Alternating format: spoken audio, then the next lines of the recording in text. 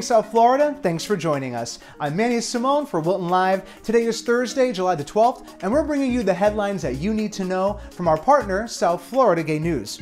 Brought to you this week by our sponsor, Varsity Gay League Fort Lauderdale.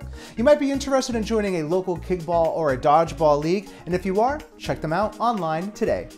Now, on to our lead story. President Trump on Monday night nominated to the U.S. Supreme Court a judge who has no known LGBT-related decisions in his 12 years on the Federal Appeals Court. But LGBT activists feel certain that Judge Brett Kavanaugh will be no Justice Anthony Kennedy. Rhea Carey, head of the LGBTQ task force, said, "There hasn't been a nominee for the Supreme Court this extreme since Robert Bork." Jenny Pizer of Lambda Legal was a little more blunt, saying Kavanaugh will yank the court sharply to the extreme right. In local news, should the city allocate funds for affordable housing for seniors on the campus of a popular LGBT community center that's plagued by allegations of mismanagement?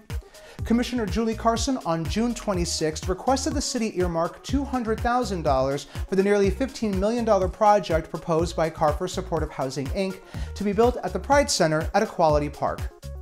Carson told commissioners the county is expected to contribute $900,000 towards the project. She said Wilton Manors could allocate funds from its Affordable Housing Trust Fund, which contains $306,265. This week in national news. Proponents of a ballot initiative targeting transgender and non-binary people in Montana, I-183, has failed to gather enough signatures to put their measure on Montana's ballot for the November elections. I-183 would have prevented trans and non-binary people from using public facilities corresponding to their gender identity in places such as libraries, parks, and schools. The Montana legislature has rejected an almost identical measure in 2017. Stick around while we pay some bills, but I'll be right back.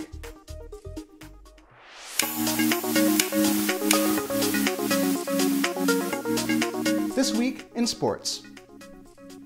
Jason Chervinsky is a general manager and founder of Varsity Gay League Fort Lauderdale. The Varsity Gay League, or VGL, is based in Los Angeles. Launched in 2007, it is now one of the country's largest LGBT recreational sports leagues. The idea is to offer year-round, outside-the-box activities, games, and sporting events to city residents with a focus on socializing and building community relationships. There is no required level of experience to participate, and you can visit them online for more information.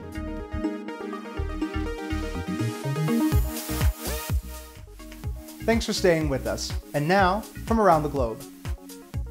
A few dozen right-wing extremists have blocked a gay rights march on its route to Poland's holiest Catholic shrine while the Prime Minister was attending an event at the religious site.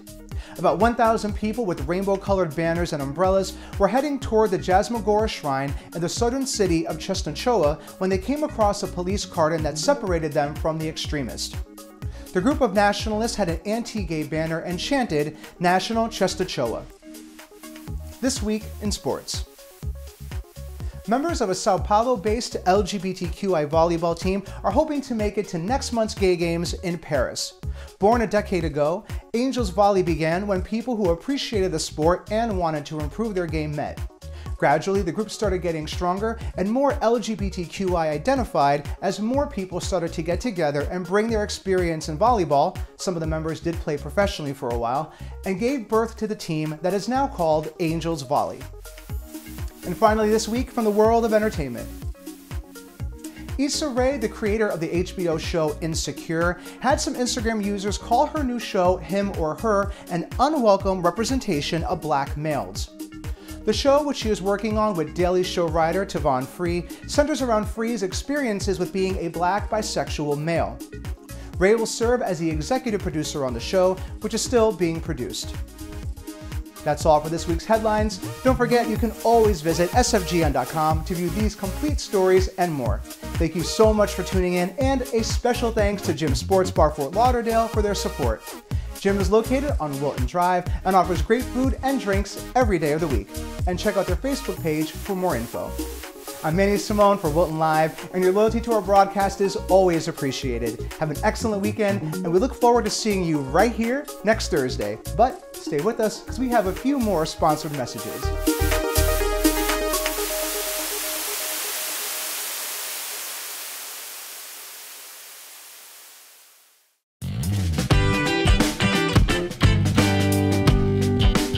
I'm Georgina Goyer, and I work here at SunServe in the Mental Health Department. I also help facilitate psychiatry on Wednesday afternoons.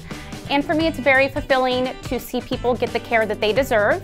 So please, if you need help, come see us. We're SunServe and we help people.